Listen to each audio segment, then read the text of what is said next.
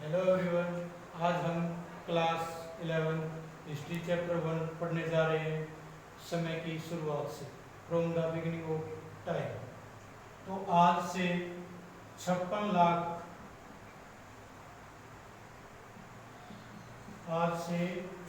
लाख वर्ष पहले मानव से मिलते जुलते जो प्राणी हैं वो अस्तित्व में आए।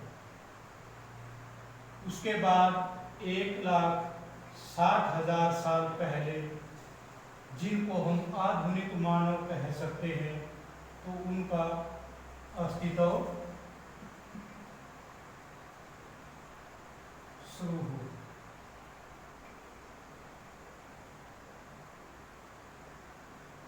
अब इसके बाद जो सबसे पहले जो प्राणी थे वो थे स्तनपायी।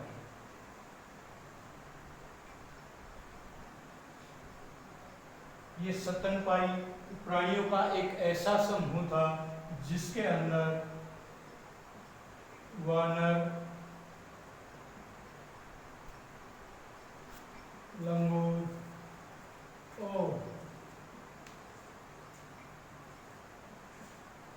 मानव ये चीजें शामिल थी। अब स्तनपायी जो प्राणी थे उनके अंदर वानर, लंगूर और मानव शामिल थे और इनको प्राइमेट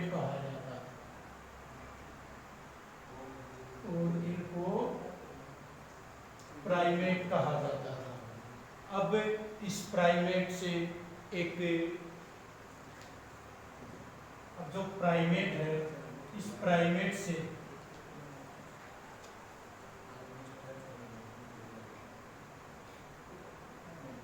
एक समूह उभर के आया जिसको बोलते हैं होमिनाइड।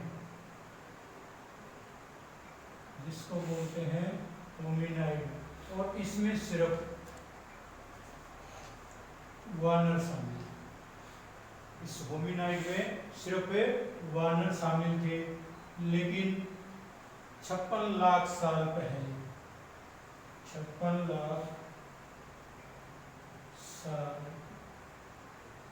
पहले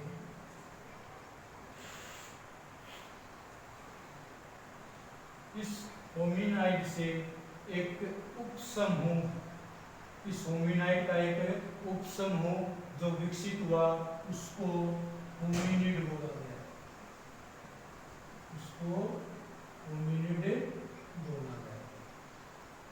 अब इस होमिनाइड और होमिनिड में क्या फर्क था? जो होमिनाइड थे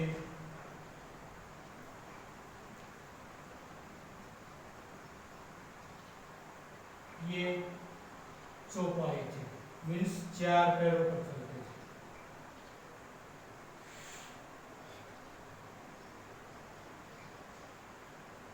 और जो होमिनिड प्रजाति थी वो 2 पैरों पर चलती थी। यानी कि इन्होंने जो अपने अगले पैर थे उनका हाथों के रूप में इस्तेमाल करना शुरू कर दिया और अपने जो पिछले पैर थे उनके ऊपर ये चलना शुरू कर देते हैं। इस प्रकार होमिनाइड से एक उपसमूह का विकास होता है जिसको हम होमिनिड बोलते हैं। अब इस होमिनिड के अंदर भी हमारे को कई शाखाएं मिलती हैं जो आगे चल के विकसित होती हैं। तो इस होमिनिड जो उपसमूह था, इस होमिनिड की कई शाखाएं थी और उन शाखाओं को बोलते थे जीनस। क्या बोलते थे उनको? जीनस। अब इन होमिनिड की उप शाखाओं में से तो 2 शाखाएं जो मुख्य हैं, तो वो पहली है होमो, जिसका शाब्दिक अर्थ है आदमी। शाब्दिक अर्थ है आदमी। जो होमो शब्द है वो लैटिन भाषा या लातिनी भाषा का शब्द है जिसका अर्थ है आदमी। अब इस दूसरी जो प्रजाति थी वो थी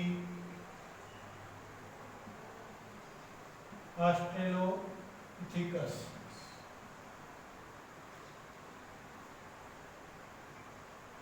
तो यहाँ जो ऑस्ट्रेलोपिथेकस दो शब्दों से बना है, पहला है ऑस्ट्रल प्लस पिथिकस।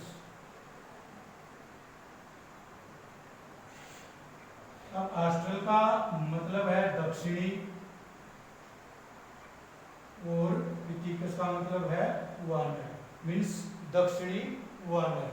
तो उसको ऑस्ट्रेलोपिथेकस का नाम दिया गया। तो दो ये प्रजातियां जो होमिनिड से जिनका विकास हुआ, जो उनकी शाखाएं बनी आगे, तो होमो और ऑस्ट्रेलोपिथेकस। अब होमो है, जो होमो के अंदर भी उपसमूह विकसित हुए, तो इसकी भी शाखाएं जो विकसित हुई। तो उसमें जो पहली थी वो थी होमो हैबिलिस, होमो हैबिलिस। दूसरी होमो इरेक्टस, होमो इरेक्टस। और तीसरी थी होमो सेपियंस।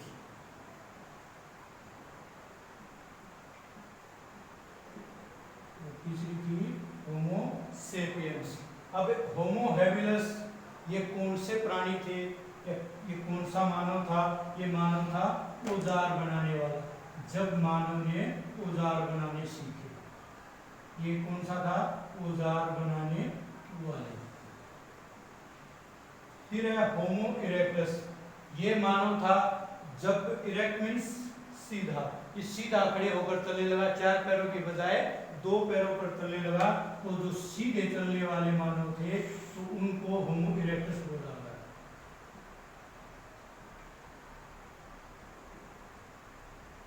और उसके बाद आता होमो सेपियंस, जो कि आज मनुष्य का वैज्ञानिक नाम है। जो आज हम प्रजाति देखते हैं तो उसको होमो सेपियंस प्रजाति के नाम से जाना जाता है। और उसके अंदर बुद्धि ने विकास कर लिया था। वो प्राणी क्या था? चिंतनशील मनुष्य बन चुका था। क्या था वो? चिंतनशील मनुष्य बन चुका था। अब अब ये मनुष्य का जो विकास है वो एक क्रम में हुआ है, ना कि एक दिन की प्रक्रिया है या किसी एक क्षण की प्रक्रिया है। ये धीरे धीरे चलने वाली जो है वो प्रक्रिया है। अब इस कर्मिक मानव के जो कर्मिक विकास है उसका हमें पता कहाँ से चलता है? तो 24 नवंबर 1859, 24 नवंबर 1859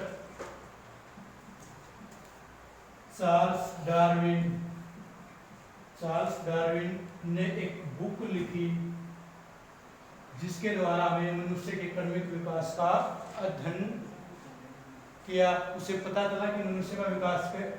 तो उस बुक का नाम था on the origin of species, on the origin of species book का नाम था। वहां से हमें पता चला कि मानव का विकास है वो एक निरंतर एक प्रक्रिया के स्वरूप धीरे धीरे एक क्रम में हुआ है, इसलिए इसको कर्मिक विकास कहा गया। अब इसमें कई क्रम आती है, जैसे एक आता है जीवाश्म। तो ये क्या होता है? जो जीव थे, पुराने जो पौधे थे, मनुष्य थे या वनस्पति जितनी भी, तो वो सारी पुराने उनके जो अवशेष है वो पत्थरों में बदल गए। तो उनसे हमें जो अवशेष प्राप्त होते हैं तो उनको हम क्या बोलते हैं? जीवाश्म बोलते हैं। अब एक और वर्ड आते हैं प्रजाति। जो प्रजाति है वो प्रजाति मीन्स कि जीवों की ऐसी शाखा जिसमें नर और मादा दो शामिल होते हैं और वो संतान उत्पत्ति कर सकते हैं, तो उसको प्रजाति या स्पीशीज कहा जाता है। तो ये था आपका समय की शुरुआत से जो चैप्टर। तो थैंक यू फॉर वॉचिंग।